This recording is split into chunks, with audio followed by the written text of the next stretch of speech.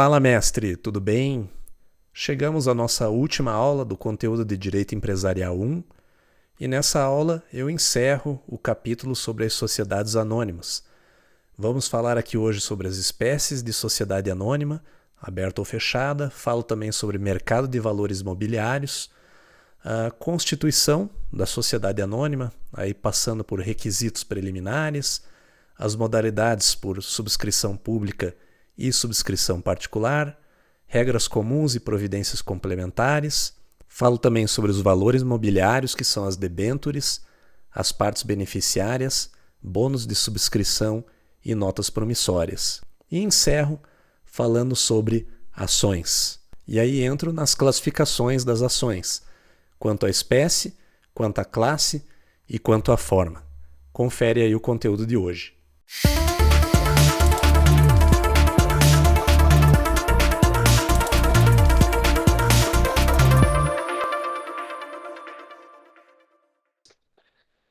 Então, iniciando, quais são as espécies de sociedade anônima? Tá? O capital social de uma sociedade anônima, ele se divide em ações, certo? Da mesma forma que o capital social de uma sociedade contratual se divide em cotas, né? No caso da limitada que nós vimos, o capital social da sociedade anônima se divide em ações. Então, a ação é o título representativo da participação societária. Se você tem um quinhão de uma sociedade anônima, você detém ações daquela SA, certo? E essas ações te conferem determinados direitos, a depender do tipo, da classe, da espécie de ação, como nós vamos ver hoje. Quando nós falamos de espécie de sociedade anônima, você tem em vista a forma como essas ações são negociadas, certo? Elas podem ser abertas ou fechadas, certo? Nós somos SA de capital aberto ou SA de capital fechado, de acordo com a forma como essas ações são negociadas. As sociedades anônimas abertas, as SAs de capital aberto, são aquelas que têm as suas ações e outros valores mobiliários, né? Debêntures, bônus de subscrição, partes beneficiárias, aí que nós vamos ver para frente, mas dos quais a ação é o principal valor mobiliário. Ela tem as ações e os valores mobiliários admitidos à negociação no mercado de valores imobiliários, certo? O antigo chamado mercado de capitais. Hoje a gente fala mercado de valores mobiliários. Esse critério é um critério formal, ok? Independe, se nós estivermos falando de uma SA de capital aberto, independe se aquelas ações elas são efetivamente negociadas na bolsa ou em mercado de balcão, que a gente chama, certo? Você pode ter uma SA de capital aberto, que tem as suas ações admitidas para negociação aqui na Bovespa, né? Para citar o nosso exemplo aqui do Brasil. Porém, aquelas ações têm uma baixa liquidez, certo? Elas não são efetivamente negociadas. É difícil que você tenha alguma negociação acontecendo. Mas isso não importa, tá? Isso não descaracteriza aquela sociedade anônima como sendo uma sociedade anônima aberta.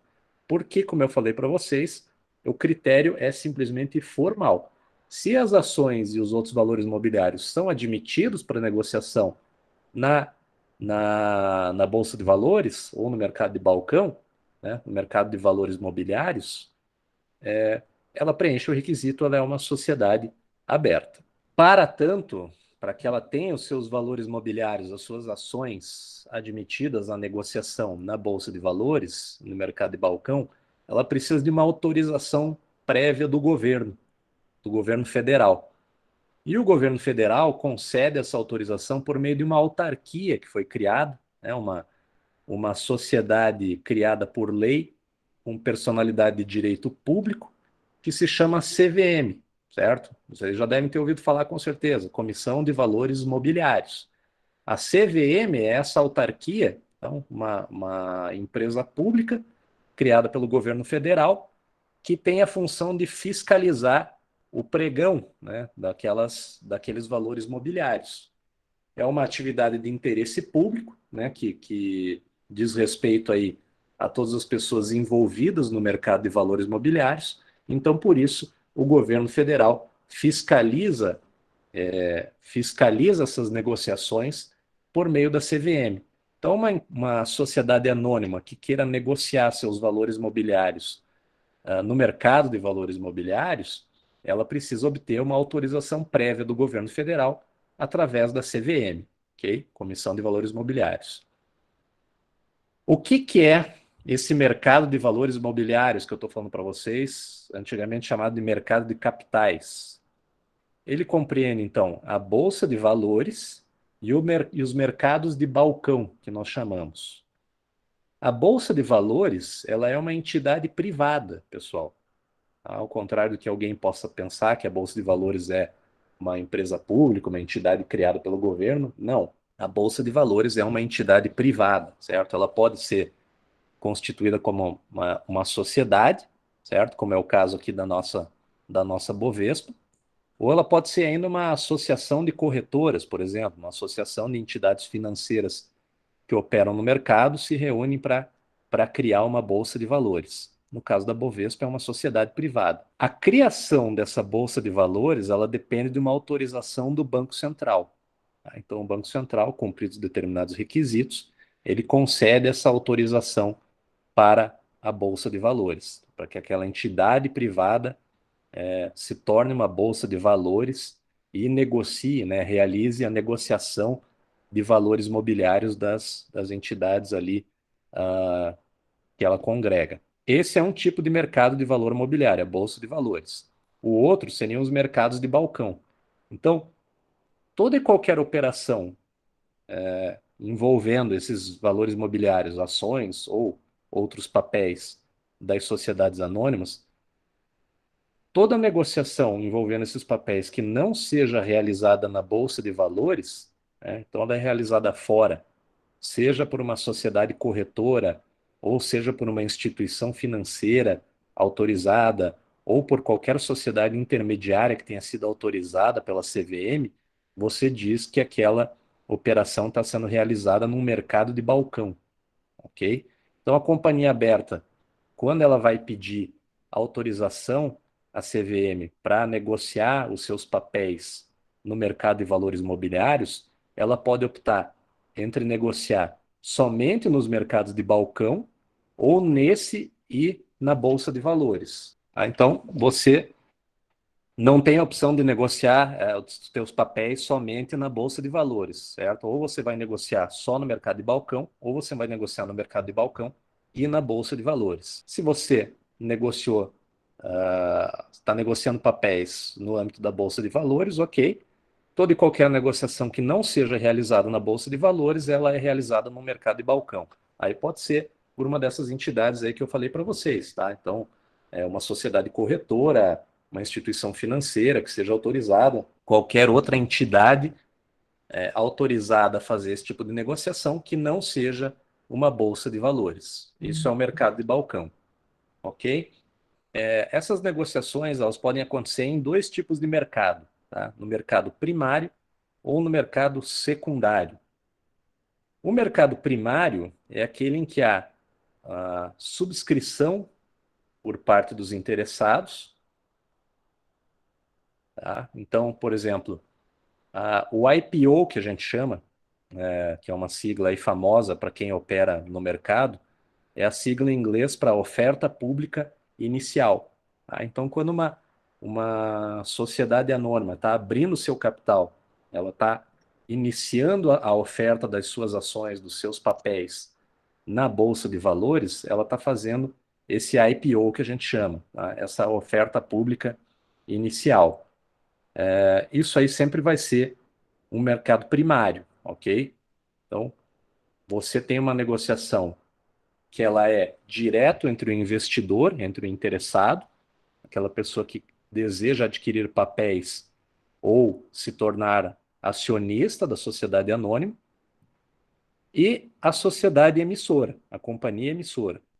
Tá? Então, a companhia, seja no momento da formação, né, ela já nasce como uma sociedade, como uma SA de capital aberto, né, ela vai fazer a primeira oferta de capital ao mercado por meio da Bolsa de Valores. Então, as pessoas interessadas em se tornar sócias, elas vão subscrever uma parte do capital social e depois vão ter que integralizar, né, aquela quantia de ações que elas subscreveram, e assim vão se tornar sócias daquela sociedade anônima. Tá? Isso aí se dá por uma subscrição. Então, é um negócio direto entre o investidor, entre o interessado e a sociedade anônima, a companhia que está emitindo aquelas ações. Isso é o mercado primário. Agora, vamos dizer, eu adquiri aquelas ações no mercado primário, né? Então, uma sociedade, uma companhia nova aí que está abrindo seu capital, por exemplo, algum tempo atrás, essa rede de pet store, aí, essa Pets com Z no fim, ela abriu seu capital na Bolsa de Valores, certo? Então, as pessoas interessadas ali em se tornar sócias, acionistas da Pets, foram lá e subscreveram, no dia em que ela abriu o capital, uma parte das ações dessa sociedade anônima. Posteriormente, se a pessoa não tiver mais interesse, ou se aquela ação já valorizou o suficiente, né, e ela quer se desfazer daquela ação, ela quer vender, aí ela tem que oferecer aqueles papéis, aquelas ações, para quem esteja interessado em adquirir. Então, quando ela faz isso, essa compra e venda de ações, ela se dá no que a gente chama de mercado secundário. Então, a pessoa vai lá, oferece as ações, né, coloca o preço. Se houver interessado, sai um negócio ali entre o detentor das ações e a pessoa interessada em comprar, tá? Por meio do qual o antigo acionista transfere as ações dele para o novo acionista. Mas então, veja, é um negócio de compra e venda entre dois investidores. A sociedade, ela não faz mais parte dessa negociação. Então, é por isso que se chama de mercado secundário. Tá? Então, o mercado primário é sempre no caso de subscrição e é um negócio entre o investidor e a companhia diretamente, a sociedade anônima. E o mercado secundário se dá entre dois investidores, é uma compra e venda, tá? Que geralmente é o maior volume de negociações. A pessoa detentora das ações quer se desfazer, né? Quer realizar o seu lucro, como a gente chama.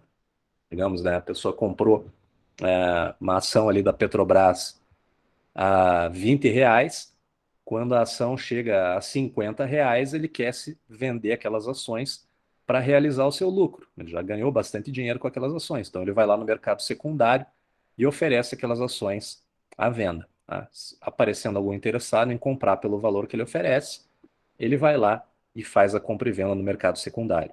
A Lei Federal 7.913 de 89, ela confere legitimidade para o Ministério Público, seja de ofício ou seja por provocação da CVM, para propor ação civil pública quando for constatada alguma prática irregular por meio dos operadores do mercado. Tá? Se essa prática irregular ela vier a prejudicar investidores, o Ministério Público ele pode propor uma ação civil pública tanto para evitar como para pedir o pagamento, a indenização por esses prejuízos gerados, ok? Então, por exemplo, você divulgar informações privilegiadas, certo?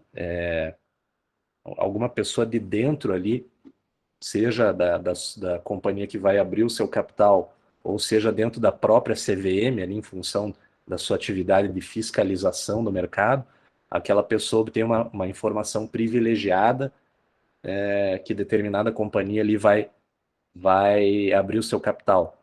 Tá? O que ela pode fazer? Ela pode ir lá e comprar diversas ações enquanto o preço ainda está baixo, esperando que quando abra o capital, elas vão ter uma grande valorização. Você divulgar esse tipo de informação privilegiada ou fazer uso dela é uma prática irregular. Tá? Você está lesando os investidores, você está prejudicando o mercado. Tá? Então, se você, por meio disso, você causar um prejuízo, o Ministério Público eventualmente pode ajuizar uma ação civil pública, seja em face das pessoas ou às vezes até das sociedades que incorrem nesse tipo de atitude, ok? A constituição de uma sociedade anônima. A sociedade anônima, a constituição dela se divide em três fases distintas, muitas das quais se interpenetram. Então nós temos os requisitos preliminares, que estão nos artigos 80 e 81 da Lei das SA, Lei 6404 de 76. Depois disso, você tem as modalidades de constituição, nos artigos 82 a 93, e você tem as providências complementares, nos artigos 94 a 99. Quais são os requisitos preliminares para a constituição de uma sociedade anônima, pessoal? Seja ela de capital aberto, seja ela de capital fechado. O primeiro desses requisitos é a subscrição de todo o capital social por pelo menos 2 pessoas. Tá? Então, nada impede, não existe aí uma necessidade de distribuição equânime desse capital social. O que interessa é que você não tenha uma SA unipessoal. Tá? Ela tem que ter pelo menos 2 sócios. Pode um ter 99,99% das ações e o outro 0,001%? Pode. Tá? Se está distribuindo em pelo menos 2 pessoas, você cumpriu o primeiro dos requisitos preliminares. O segundo é que quando você vai fazer a constituição de uma SA, você tem que fazer a realização de, no mínimo, 10% do preço de emissão das ações em dinheiro, ok? Então, veja, quando você vai fazer a constituição de uma SA, da mesma forma que era numa sociedade de pessoas, numa sociedade contratual, numa limitada, você vai estimar ali qual que é o volume de capital que aquela sociedade precisa para iniciar suas operações. Em geral, quando você vai constituir uma SA, você tem em mente aí uma atividade mais complexa, uma atividade que vai demandar um volume maior de dinheiro. Esse volume de dinheiro necessário para que ela inicie a sua atividade, ele pode ser conferido à sociedade de várias formas. Tá? Ele pode ser transferido à sociedade de várias formas, tanto em dinheiro quanto em bens. Tá? Esses bens podem ser bens móveis, bens imóveis ou até bens imateriais. Desde que ele tenha um valor, você pode usar isso aí para integralizar o capital social. Porém, quando se trata de uma sociedade anônima, pelo menos 10% desse capital social, 10% do preço de emissão das ações, ele tem que ser pago em dinheiro. Tá? Então, se você está falando ali de uma SA que tenha um capital social de 100 mil reais, 10% disso aí, então 10 mil reais, pelo menos você vai ter que realizar em dinheiro, tá? Você vai ter que integralizar em dinheiro. Esse valor, ele vai ficar depositado no Banco do Brasil ou em qualquer outra instituição financeira autorizada pela CVM, tá? Ele tem que ser depositado pelo fundador da SA no prazo de 5 dias. Ok, pessoal? Uma vez concluído o processo de constituição da SA, ele pode ir lá e levantar aquele valor.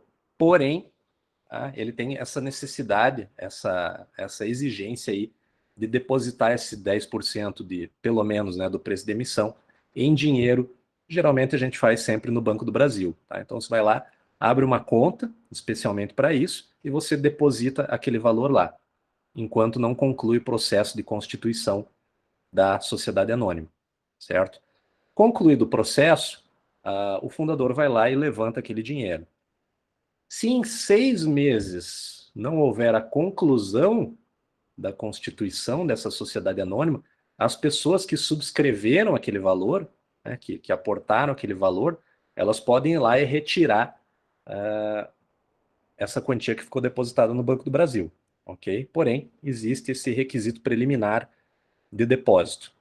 Isso aí para ambas as espécies de SA, tanto de capital aberto quanto de capital fechado. Existem 2 modalidades, tá, de negociação dessas ações. Você pode realizar a venda dessas ações por subscrição pública ou por subscrição particular. Então, como que funciona? Você está fazendo a constituição da sua SA, uma sociedade anônima nova. Ok? Você cumpriu os requisitos preliminares ali. E como que você vai fazer a subscrição? Como que você vai negociar as ações daquela companhia? Então, lembrem-se do seguinte: quando você está tratando de uma SA, em princípio, você fala de uma sociedade de capital. O que que significa isso aí? Significa que as características dos sócios, elas não são decisivas para o sucesso ou para o insucesso daquela atividade, certo? Você não vai buscar, para ser teu acionista, uma pessoa em vista das habilidades ou do conhecimento que ela tem.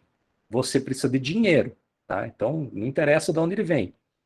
Então, como que funciona essa forma de você ir captando sócios para uma sociedade anônima? A primeira forma, a primeira modalidade de negociação é essa de subscrição pública, né, uma emissão pública, ou constituição sucessiva, que a gente chama. Por que que é constituição sucessiva? Porque ela tem várias etapas, ok?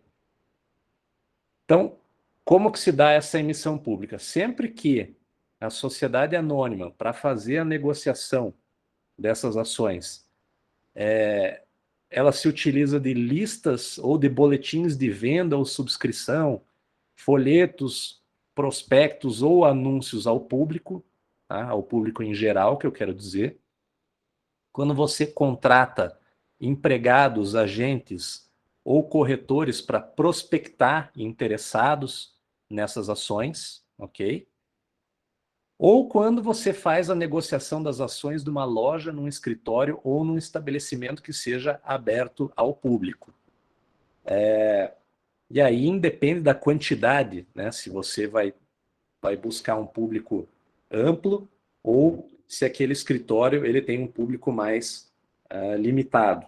Se ele é aberto ao público, se você se vale de qualquer tipo de empregado, de agente ou de corretor, ou se você lança no mercado essas listas ou boletins de venda para eventuais interessados, você está fazendo a subscrição por emissão pública ou constituição sucessiva, ok? Para isso, como que você deve proceder? Tá? Se você pretende fazer uma subscrição pública, se você pretende abrir ali para qualquer interessado que queira se tornar acionista daquela companhia, você tem que fazer um registro na CVM, tá? Na Comissão de Valores Imobiliários. Então você vai lá e faz um pedido na CVM para essa emissão pública de ações. Tá? Esse pedido você vai ter que instruir com um estudo de viabilidade econômica da tua sociedade anônima, tá?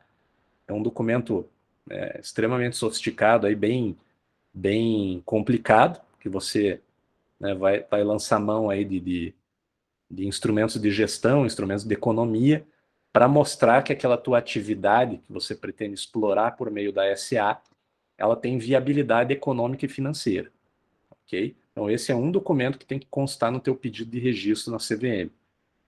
Você vai ter que apresentar já um projeto de estatuto, né, do teu ato constitutivo, do teu estatuto social dessa futura SA, e você vai ter que mostrar um prospecto ali que você pretende lançar no mercado para captar os acionistas. A CVM vai analisar esse material e ela pode pedir que você faça alterações no teu estatuto social ou no teu prospecto, ok? No estudo de viabilidade econômico-financeira, em princípio, não cabe nenhum tipo de emenda, vamos dizer assim. Tá? A CVM não pode dispor sobre aquele estudo, porque aquilo ali não é algo que você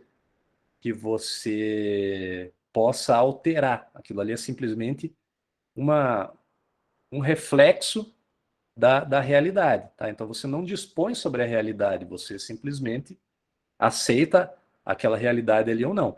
Se a CVM analisar o teu estudo de viabilidade econômica e financeira e chegar à conclusão de que a tua sociedade não é viável, então não tem como ela pedir para você fazer alterações. A única coisa que resta a ela é indeferir esse teu pedido de registro. Tá? No caso do projeto do estatuto e do prospecto, ela pode pedir alterações, certo? Estando ok esses documentos, tá? O fundador ele tem que contratar uma instituição financeira para intermediar a colocação das ações no mercado. Tá? Então, isso, quando você está fazendo uma subscrição pública, isso é obrigatório. Você vai contratar essa instituição financeira, ou então ela pode ser também uma pessoa física autorizada pela CVM, para intermediar essa colocação das ações no mercado. Então, essa instituição financeira que vai ser intermediária, que vai pegar as ações daquela companhia e vai sair oferecendo para investidores interessados. Inclusive, essa instituição financeira ela tem que assinar o prospecto juntamente com o fundador da sociedade anônima. Tamanha a importância que ela desempenha aí nesse processo de subscrição pública. Feito isso, né, essa instituição financeira começa a oferecer aquelas ações, chega o momento de você subscrever. Então, aquelas pessoas interessadas em se tornar sócias daquela companhia em constituição, elas vão procurar essa instituição financeira e elas vão fazer a assinatura no boletim ou na lista de subscrição que se chama. Tá? Então, isso às vezes acontece quando uma companhia que já tem a capital aberto, por exemplo, vai lançar novas ações no mercado. Aí, imediatamente as corretoras ali já começam a avisar os seus clientes de que vai haver um aumento de capital de uma determinada sociedade anônima, que quem estiver interessado em adquirir ações já tem que assinar a lista de subscrição. Tá? Isso aí seria você, como se fosse reservar a ação para você. Okay? Ou então você pode fazer isso aí por carta também, que hoje em dia não é muito comum. Tá? Mas são essas três formas aí de você fazer a subscrição das ações. Se você vai fazer o pagamento do preço daquelas ações em dinheiro, você tem que pagar já, então, a entrada, né? Caso o pagamento seja parcelado. E assim se procede até que todo o capital social daquela empresa em constituição ele esteja subscrito. Tá? Então, todas as pessoas interessadas foram lá, subscreveram todas as ações. A partir do momento em que isso aí acontece, você convoca a assembleia de fundação daquela sociedade anônima. Okay? Então, você vai pegar todas aquelas pessoas que subscreveram as ações, todos aqueles interessados em se tornar acionistas da companhia, e você vai reuni-los em assembleia. E nessa assembleia de fundação, todas as ações têm direito a voto. Okay? Não interessa qual é o tipo ou a classe da ação, né? Ainda que depois, futuramente, aquelas determinado tipo de ações, ele não dê ao seu detentor o direito de voto, tá? Na Assembleia de Fundação, todos têm direito a voto. Tá? Então, vão deliberar, claro, de acordo com a quantidade que cada um adquiriu ali, que isso representa no capital social. Se não houver oposição de mais da metade dessas pessoas, né, desses detentores aí do capital social, a companhia está constituída, ok? Então, para que não haja a constituição da companhia, pelo menos 51% daquelas ações subscritas, né, tem que se manifestar contrariamente. Aqui você faz essa contagem, como eu disse para vocês, pela quantidade de ações e não pelo número de pessoas. Tá? Então, se uma pessoa sozinha tem 51% do capital social, né, se ela subscreveu 51% das ações daquela companhia em constituição, e ela ofereceu oposição, não interessa que os outros 49% tenham sido subscritos por 1.000 pessoas, ok? Essa sociedade ela não vai ser constituída. Tá? Então, esse é o requisito. Se não houver essa oposição, a sociedade está constituída e imediatamente já se elegem os primeiros administradores e os primeiros fiscais, né? Os membros da administração, do conselho de administração, se for o caso, e também do conselho fiscal. Tá? Já se parte para eleger a primeira administração. E o projeto do estatuto, né, lembrem-se, como isso aí já teve que constar lá atrás, quando essa companhia ela fez o pedido de registro na CVM, para que você faça qualquer alteração no estatuto, na assembleia de fundação, só pode ser por unanimidade. Tá? Unanimidade. Então, você precisa de 100% das ações para fazer qualquer tipo de alteração no ato constitutivo, né, nas regras de constituição e de funcionamento daquela sociedade anônima. Agora vamos ver a subscrição particular ou a constituição simultânea, que a gente chama. Por que simultânea? Porque ela se dá num só ato. Ela é muito mais simples do que a subscrição pública. Tá? Então, simplesmente os interessados ali, os futuros acionistas de uma SA, eles se reúnem numa assembleia, tá? E ou numa escritura pública. Tá? Então, os subscritores, as pessoas interessadas em subscrever o capital social daquela companhia em constituição, eles vão lá se reunir em assembleia, todos eles assinam essa ata da assembleia ou fazem por escritura pública, né, num cartório, todos eles assinam essa escritura pública e a companhia está imediatamente constituída, ok? Então, veja, é muito mais simples. Nesse caso aqui, você não tem o interesse de fazer o lançamento das ações no mercado, tá? Então, por isso, não precisa cumprir todos aqueles requisitos que nós vimos aí até agora, com exceção daqueles primeiros lá prévios, né? Então, subscrição por no mínimo 2 pessoas, tudo aquilo ali. Mas, em geral, né, você vai pegar ali só pessoas mais conhecidas e vocês vão fazer a constituição por subscrição particular, ok? Algumas regras que são comuns às duas modalidades de constituição. Lembrem-se o seguinte, como eu falei para vocês, você pode integralizar as ações tanto em dinheiro quanto em bens. Okay? Esses bens, eles podem ser bens móveis, bens imóveis ou bens imateriais, por exemplo. Se você resolver constituir, né, integralizar as ações que você subscreveu com bens imóveis, você não precisa fazer escritura pública. Tá? Então veja o seguinte, se duas pessoas, né, particulares, né, ou até de pessoa jurídica para pessoa jurídica, pretendem fazer um negócio ali de compra e venda de bens imóveis, você tem que fazer isso por escritura pública, tá? Porque a negociação de bens imóveis, formalmente, ela tem que ser feita dessa forma por exigência legal. Porém, quando você está fazendo a constituição de uma sociedade anônima e você pretende fazer o pagamento das ações que você está subscrevendo por meio de um imóvel, tá? Então você vai transferir aquele teu imóvel, vai ceder o seu imóvel para aquela sociedade anônima em troca das ações, em troca de virar sócio daquela sociedade anônima, você não precisa fazer isso aí por escritura pública, tá? Você simplesmente pega a ata de fundação, né? A ata da assembleia de fundação daquela sociedade e você vai no registro de imóveis, aquilo ali é um documento suficiente para fazer a transferência do imóvel para a SA na matrícula do imóvel. Outra regra comum, a pessoa, o subscritor das ações, ele pode ser representado por um procurador com poderes especiais nessa assembleia de fundação. Então, vamos dizer o seguinte, você está subscrevendo ações de uma determinada companhia, mas você não vai poder estar no dia da assembleia de fundação, seja porque tem algum compromisso ou porque é em outra cidade, vamos dizer. Você pode constituir um procurador, um advogado, se for o caso. Você faz uma procuração com poderes especiais ali para aquela pessoa te representar na assembleia de fundação. Tá? Então, se admite esse tipo de representação. A pessoa não precisa estar presente pessoalmente. Enquanto você está nesse processo de constituição, todo e qualquer ato e publicação relativo a essa sociedade, você tem que aditar o nome com a expressão em organização, ok?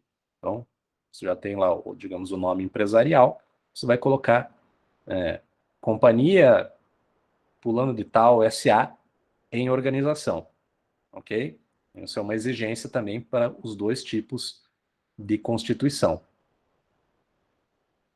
Os fundadores e as instituições financeiras que servirem de intermediário, então, por exemplo, as instituições que vão fazer o oferecimento daquelas ações no mercado, no caso de subscrição pública, eles são responsáveis pela inobservância dos preceitos legais. Tá? Então, se esses fundadores ou se as instituições intermediárias, eles agirem contra a lei, eles podem ser pessoalmente responsabilizados por esses atos, ok?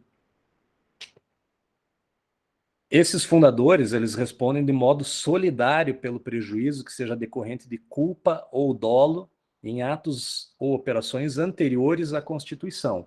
Tá? Então, aquelas pessoas responsáveis pela fundação da sociedade anônima que pratiquem atos em nome dessa SA anteriores à efetiva constituição e à eleição dos primeiros administradores, eles respondem de forma solidária por todo e qualquer prejuízo que eles causem, certo? Essa também é uma outra regra comum aos dois tipos de subscrição. E uma vez constituída a sociedade anônima, esses fundadores eles têm que entregar para os primeiros administradores, aqueles que são eleitos na Assembleia de Fundação, todos os documentos, livros e papéis que sejam relativos a esse processo de constituição. Ok, pessoal? Então, veja, esse fundador ele pode ou não ser eleito um administrador, ou ele pode ou não ser um acionista daquela sociedade, tá? De uma forma ou de outra, ele está obrigado a fazer essa entrega da documentação de constituição para os primeiros administradores. Então, vamos lá, providências complementares, também comum aos dois tipos de constituição e de subscrição. Esses atos de constituição, eles têm que ser levados a registro na junta comercial e têm que ser publicados. Tá? Então, a ata da Assembleia de Fundação ou a escritura pública de fundação, se for o caso de subscrição particular, em que os acionistas optem por fazer por escritura pública, isso aí tem que ser levado para registro e arquivamento na junta comercial, tá? Ele vai ser publicado. Isso é uma providência complementar. A outra é que só depois desse registro, dessa publicação, é que a sociedade anônima ela pode dar início à exploração da sua atividade fim de uma forma regular. Tá? Se toda e qualquer atividade que ela tenha desempenhado, digamos que ela já começasse a vender ali seus produtos no mercado antes disso, era uma atividade empresarial irregular, tá? Sujeito aí às sanções que a gente já viu lá atrás, né? Inclusive das pessoas implicadas ali pessoalmente responderem com seu patrimônio pessoal. Tá? Então, vamos entrar aí agora um pouco nos valores mobiliários, começar falando aí antes das debêntures, das partes beneficiárias, dos bônus de subscrição e das notas promissórias. Então, se a gente fosse dar um conceito aí para valores mobiliários, o que seria? É um título de investimento que as sociedades anônimas lançam no mercado quando elas têm a necessidade de captar dinheiro, ok? Então, vamos ver aí rapidamente cada uma dessas. Primeiro, as debêntures, tá? Então, o que são debêntures? São títulos de investimento que são representativos de um contrato de mútuo.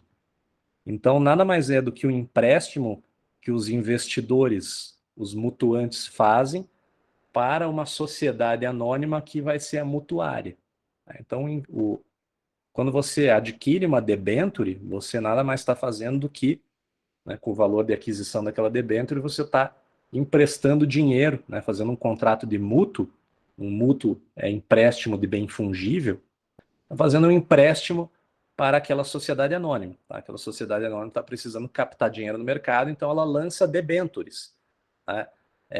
As condições de emissão disso aí, elas são fixadas por um documento que se chama escritura de emissão. Tá? Então, aquela sociedade anônima interessada em captar dinheiro dessa forma, ela vai contratar um agente fiduciário, que a gente chama, tá? Que é uma figura obrigatória aí quando você vai fazer o lançamento em mercado de valores mobiliários, seja na Bolsa de Valores, seja em mercado de balcão. Tá? Então, aquele agente fiduciário vai oferecer esses papéis para potenciais investidores. O investidor vai lá, olha aquela escritura de emissão, vê quais são as condições ali, né? Qual que é o valor, qual que é o prazo de devolução, se aquilo ali vai ter juros, como que funciona aquilo. Tá? Todas essas condições, elas estão fixadas nesse documento que é a escritura de emissão. Se for do interesse, a pessoa adquire aquelas debêntures e com aquele valor ele está fazendo um contrato de mútuo com aquela sociedade. As debêntures, elas podem ser de várias espécies, tá? Então, elas podem ser chamadas com garantia real, tá? Então, aquele dinheiro que você está emprestando ao adquirir a debênture, ele é garantido por exemplo, por uma hipoteca de um imóvel que pode ou não ser pertencente à sociedade que está emitindo. Tá? Então, Com garantia real, você tem uma garantia, né, como o próprio nome diz, pode ser uma hipoteca, por exemplo, se for imóvel. Aquele bem ali que está hipotecado, ele vai garantir a devolução daquele dinheiro que você está emprestando para a sociedade ao final, ok? Ele pode ser com garantia flutuante, que a gente chama, né? Então, por exemplo, essa debênture ela vai oferecer ali a possibilidade de você ter uma participação nos lucros daquela companhia, daquela sociedade anônima, tá? Isso é uma garantia flutuante, vai depender ali do lucro, que se ele seja verificado ou não. Pode ser uma debênture quirografária, que a gente chama, tá? Então, no caso dessa companhia que emitiu a debênture, ela vir a ter a sua falência decretada, aquele crédito que o detentor da debênture tem, ele vai entrar na última escala de preferência que existe no regime falencial, que é dos créditos quirografários. Significa dizer o seguinte: você só está à frente dos acionistas, né, dos sócios daquela sociedade anônima em caso de falência. Tá? Na prática, dificilmente vai sobrar alguma coisa para você. Tá? Essa é a debênture quirografária. Ou ainda ela pode ser subordinada, que a gente chama, é uma outra espécie de debênture. Essa é pior ainda que a quirografária. Tá? Em caso de falência daquela sociedade anônima que emitiu a debênture, você vai estar junto com os acionistas, tá? Você vai estar abaixo dos quirografários. Então, só se sobrar valor suficiente ali na massa falida para pagar todas as classes de crédito, né? Começando lá por classe trabalhista, pelo fisco, que tem preferência, aí depois vem os créditos com garantia real, né? Que são aqueles que têm um imóvel ali, ou um bem para garantir aquele crédito. Depois você passa para os quirografários, tá? Que são o último.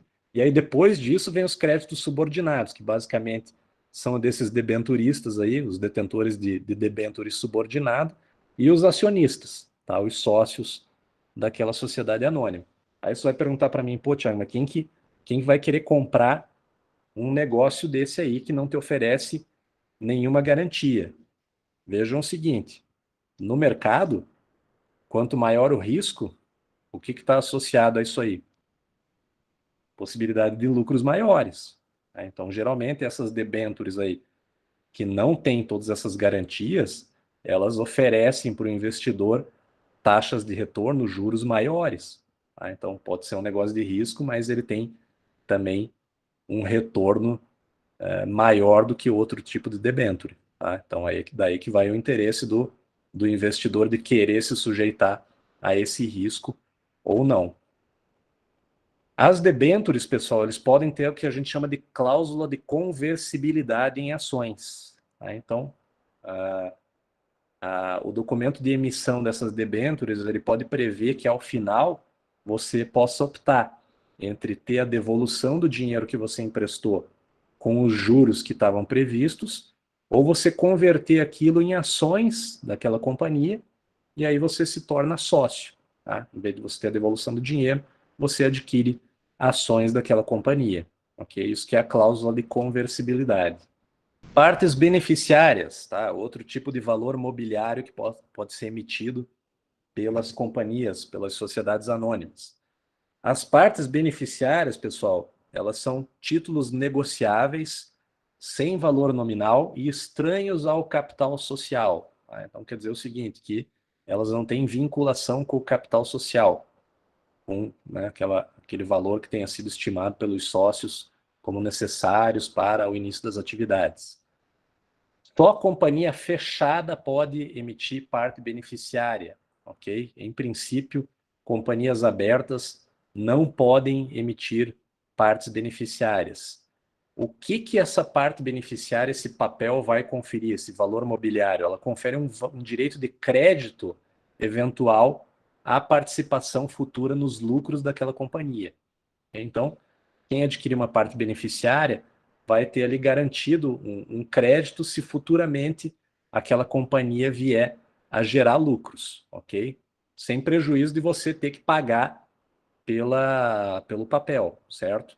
Então você paga, adquire aquela parte beneficiária, a companhia vai utilizar aqueles valores ali que ela necessitava, né? Por isso que ela emitiu, para captar dinheiro.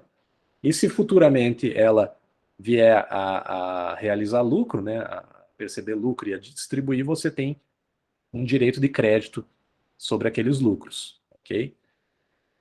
Uma regra legal que é o seguinte, você não pode destinar, a companhia não pode destinar mais de 10% dos lucros para pagamento dos créditos de partes beneficiárias, ok? Então, está limitado a 10% dos lucros. Essas partes beneficiárias, elas também podem ter cláusula de conversibilidade. Então, ao final, você pode optar entre ou o seu direito de crédito, né, receber parte daqueles lucros, ou converter isso aí em ações e se tornar sócio daquela companhia emissora. E por último, os bônus de subscrição e as notas promissórias. Tá? O bônus de subscrição é um papel que ele te dá o direito de subscrever ações num futuro aumento de capital social. Tá? Então, esse é um tipo de valor mobiliário que ele pode ser oneroso. Tá? Então, a companhia ela pode oferecer aquilo no mercado com um valor ali que tem que ser pago, ou ele pode ser gratuito, tá? Atribuído como uma vantagem ao subscritor das ações. Então, já está tendo um aumento de capital, você oferece aquilo como uma vantagem adicional. Ó, quem subscrever ações dessa companhia aqui, futuramente ainda vai ter o direito de subscrever novas ações se lá para frente a gente fizer um novo aumento de capital social. Tá? Então, um novo aumento de capital social, você vai emitir novas ações, e essas ações vão ser colocadas à venda no mercado, para que com aquele dinheiro você faça o aumento do capital social. Tá? Então, veja, aí depende, né? Pode ser que você queira oferecer isso com um valor em retribuição, ou simplesmente como um bônus, né? Como o próprio nome já diz, para quem está fazendo subscrevendo as tuas ações agora. Ok? E a nota promissória, ela foi regulada aí mais recentemente pela CVM, e ela é o que a gente chama de commercial paper. Tá? Ela serve para captação de recursos para restituição pela sociedade num curto prazo, então até 360 dias, aí, um prazo pouco menor de um ano. Então a sociedade precisa ali de um valor, captar um valor a curto prazo, geralmente ela faz a emissão dessas notas promissórias, sendo o seguinte, quando a pessoa adquire essa nota promissória, claro que ela ali também tem um valor de mercado, ele pode ser negociado entre as partes. Tá? Como que você faz para passar para frente isso aí? Isso aí vocês vão ver mais no semestre que vem, Direito Empresarial 2, quando a gente for ver os títulos de crédito, tá? Você tem endosso e você tem as cláusulas de garantia. O que é um endosso? Funciona como cheque, tá? Para os mais experientes aí vão lembrar. O cheque está totalmente em desuso hoje em dia, mas quando você quer passar aquele cheque para uma outra pessoa, você faz um endosso, tá? Você coloca o nome daquela pessoa. Isso se chama endosso em preto, tá? Quando você coloca ali, pague-se a fulano de tal. Então, o endosso em preto, você identifica quem que é o novo beneficiário daquele cheque, tá? Ou daquele título de crédito, no caso aí de uma nota promissória. Então, a nota promissória, por exigência da CVM, ela só pode ser negociada por endosso em preto. Então, se você é um detentor de nota promissória e você quer negociar com uma outra pessoa, você vai ter que colocar ali, pague-se a fulano de tal, identificar quem que está adquirindo, e ainda com uma cláusula que a gente chama de sem garantia. O que que significa isso aí? Que a pessoa que está vendendo, ela não garante o pagamento daquela nota promissória. Tá? Então, por exigência da CVM, a negociação desse papel ela se dá dessa forma. Você identifica o adquirente e você não se obriga pelo pagamento daquela nota promissória. Tá? A obrigação de pagamento é única e exclusivamente da companhia emissora. Vamos entrar aí agora então no último deles, né, e a última parte da nossa aula, que seriam as ações, que é o principal tipo de valor mobiliário emitido por uma sociedade anônima. Tá? Então, as ações são o quê? São valores mobiliários, né, são títulos de investimento representativos de unidade do capital social de uma SA. Esses papéis, esses títulos de investimento, as ações, elas conferem para o titular, para o detentor delas, um complexo de direitos, de deveres e de obrigações. Tá? Então, os direitos e os deveres que você tem como acionista de uma SA, eles vão variar conforme a espécie, a classe e o tipo da ação que você tem.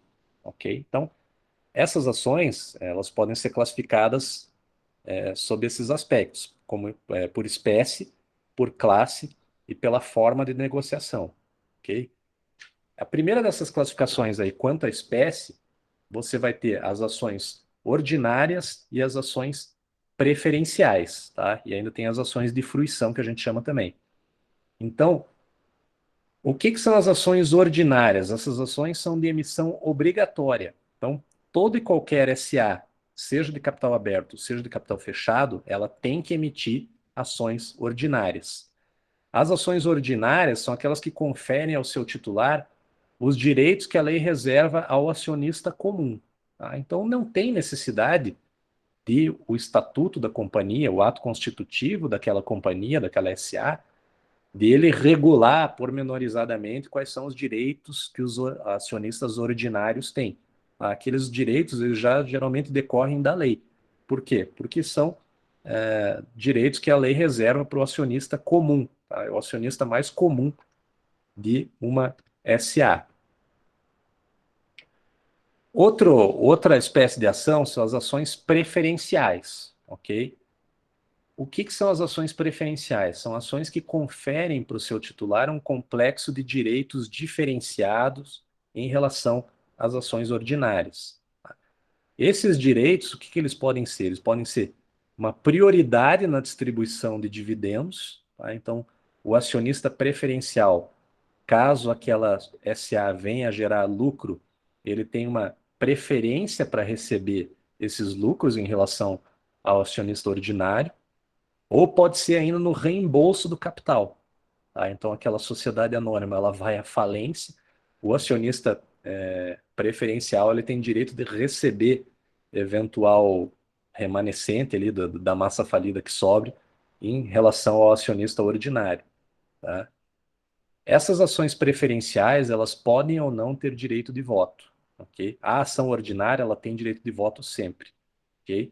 A preferencial ela pode ou não ter esse direito, a depender do que o estatuto venha a determinar. Okay? E por último, né, quanto à espécie, nós temos as ações de fruição. O que são as ações de fruição? Elas são ações que são atribuídas para os acionistas quando as ações que eles tinham foram amortizadas, que a gente chama. Tá? O que significa isso aí? A companhia vai lá, a própria sociedade, ela vai lá e compra aquelas ações do acionistas para distribuir, seja no mercado, seja aos demais acionistas. Tá? Esse tipo de ação de fruição ela é muito comum de ser feita em relação aos fundadores da companhia. Tá? Então, os fundadores da companhia, eles né, fazem todo o processo de constituição e tal. Depois de um longo tempo aí de serviços prestados à sociedade, eles têm as suas ações amortizadas, tá? Então, a companhia vai lá, compra essas ações deles, tá? Paga um valor por aquelas ações e, em contrapartida, né, além dele receber o dinheiro, ele fica com essa ação de fruição que a gente chama. Então, ele ainda detém um direito de voto, de participação na vida societária daquela companhia, uma forma assim né, até de homenagem para os fundadores de uma SA, ok? Então, além de receber o dinheiro, ele ainda conserva determinados direitos em relação à vida societária daquela companhia. Quais direitos? Daí o estatuto que vai regular aquilo. Tá? Então, essa é a última espécie de ações, as ações de fruição. Por exemplo, quando nós tivemos as privatizações ali nos anos 90, tá? Privatização da Telebrás, né, agora aí também agora da Eletrobras, aí da última parcela. Em geral, a União, que era, né, que detinha o controle societário dessas estatais, ela ficou com algumas ações de fruição. Tá? Então, embora ela não tenha mais o controle societário, que passou para a iniciativa privada, a União ainda detém determinados direitos em algumas dessas companhias, porque ela ficou com ações de fruição. ok? Seguindo em frente, outra classificação, quanto às classes. Quanto às classes, essas ações elas são geralmente identificadas por letras do alfabeto e elas são atribuídas às ações preferenciais. Tá? Então você vai ter ação preferencial de classe A, ação preferencial de classe B, ação preferencial de classe C, conforme os direitos que sejam atribuídos àquelas ações preferenciais. Tá? Então, por exemplo, a ação preferencial de classe A, ela tem prioridade na distribuição de dividendos. A ação preferencial classe B, ela tem o direito de eleger um administrador em separado da companhia. A ação preferencial classe C tem uma prioridade ali no reembolso de capital. Então, a depender do tipo de direito que seja atribuído a uma ação preferencial, ela vai corresponder a uma classe diferente que é identificada por uma letra do alfabeto. Okay? Então, em geral, as classes elas são atribuídas só às ações preferenciais. Tá? Excepcionalmente, a nossa lei possibilita classes de ações ordinárias nas companhias fechadas. Tá? Então, na companhia aberta, não pode ter classe de ação ordinária.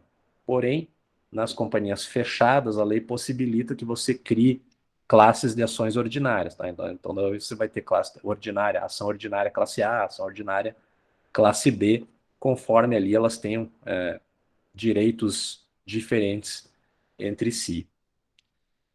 E a última dessas classificações aí, ela diz respeito à forma de negociação das ações, tá? A forma de transferência dessas ações. Elas podem ser nominativas ou escriturais. Isso aí também a gente vai ver semestre que vem em Direito Empresarial 2 nos títulos de crédito. As ações nominativas, como que você faz a transferência? Você faz por meio da inscrição dessa transferência num livro da companhia, que é o livro de transferência de ações nominativas. Tá? Então você tem esse livro, você vai lá e faz o preenchimento ali do, o nome do acionista, para quem que ele está transferindo, a quantidade e tal. É por dessa forma que se dá a transferência de ações nominativas, ok? Ou essa transferência pode ser feita de uma forma escritural. E como que funciona isso aí? A companhia, a sociedade anônima, ela tem uma instituição depositária das ações. Tá? Então, é uma instituição autorizada pela CVM, que ela fica como depositária dos valores mobiliários daquela companhia. E essa transferência, quando ela acontecer, ela se dá pelo registro nos arquivos, aí no banco de dados dessa instituição intermediária que fica como depositária das ações. Tá? Então, você vai lá, digamos, eu, Thiago, estou vendendo a minha ação escritural dessa companhia para o Leandro. Tá? Então, essa, sendo a ação escritural, essa instituição intermediária, ela vai lançar um crédito para mim e um débito para o Leandro. Tá? Então, é dessa forma que você faz a negociação de uma ação escritural. Muito bem, essa foi a nossa última aula de Direito Empresarial 1. Eu espero que você tenha gostado do conteúdo. Lembrando que agora eu vou começar a postar as aulas de Direito Empresarial 2. E em Direito Empresarial 2 nós vamos ver a tutela do crédito. Então falamos aí sobre letra de câmbio, nota promissória, cheque e duplicata. Falo também sobre os títulos de crédito chamados impróprios, né, como por exemplo conhecimento de depósito e warrant. E ainda trato sobre os arranjos de pagamento, como o Pix, por exemplo. Espero que você tenha gostado. Se você gostou, deixe seu like, se inscreva aqui no nosso canal, ative o sininho para receber as nossas notificações. Um bom estudo e até a próxima. Um abraço.